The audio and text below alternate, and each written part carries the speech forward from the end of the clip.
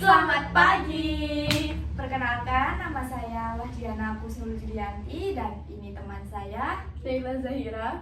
Di sini kami akan membahas tentang daily cyber dan daily pers yang beredar di media massa Tentang pencemaran nama baik. Nah, oke, mari langsung bertanya ke Kak Naila.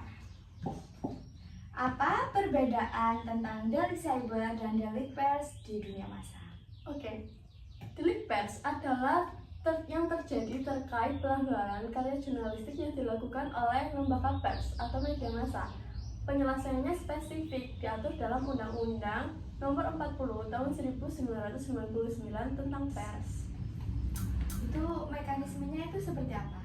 Mekanismenya bukan pemindanaan penjara. Jika ada yang merasa dirugikan oleh sebuah berita, mereka harus menggunakan hak koreksi dan hak jawab. Media harus melayani itu. Fokusnya adalah pemulihan nama baik, bukan pemenjaraan. Oke, jelas. Kenapa UU ITE ini bisa masuk dan kenapa media massa sekarang itu dijerat dalam pasal 27 ayat 3 misalnya? Oke, ini masalahnya. UU ITE ini adalah delik cyber. Pasal 27 ayat 3 ini tentang pencemaran nama baik di ruang digital yang sifatnya umum. Celakanya media massa ini sekarang online. Produk jurnalistik ini mereka dianggap informasi elektronik biasa. Jadi pihak yang merasa dirugikan seringkali melewatkan mekanisme UU pers. Mereka tidak menggunakan hak jawab, tapi langsung melapor ke polisi pakai UU ITE. Oh, itu yang biasa disebut dengan kriminalisasi pers, Kak? Oh iya, betul. Tapi bukankah itu punya kekhususan? Ya, benar sekali. Hukum khusus atau UU pers harus mengesampingkan hukum umum atau UU ITE. Mahkamah Agung dan Dewan Pers sudah punya kesepahaman atau MUU soal ini. Jika ada laporan terkait karya jurnalistik, aparat penegak hukum seperti polisi, jaksa seharusnya melimpahkannya dulu ke Dewan Pers untuk diuji. Apakah benar ini karya jurnalistik atau bukan?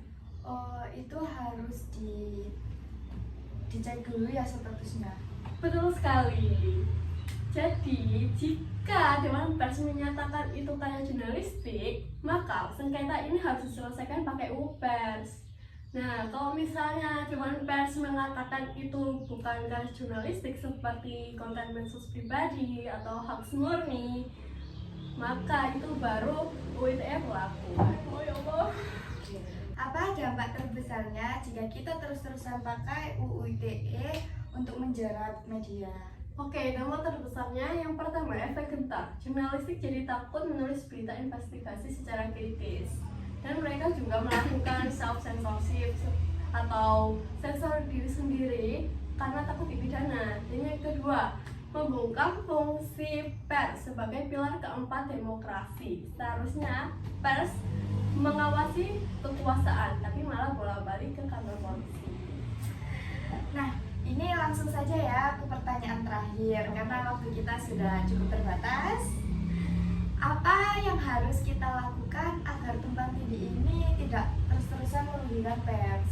Oke, literasi hukum bagi publik dan aparat. Pahami bahwa sengketa berita seharusnya ditempatkan di Dewan Pers, tempatnya di Dewan Pers.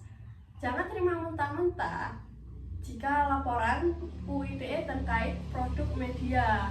Gunakan UU pers sebagai benteng kemerdekaan pers. Jika medianya salah, ada mekanisme hak jawab, tapi jangan langsung dipidanakan pakai UU ITE. Baik, penjelasannya sudah cukup jelas.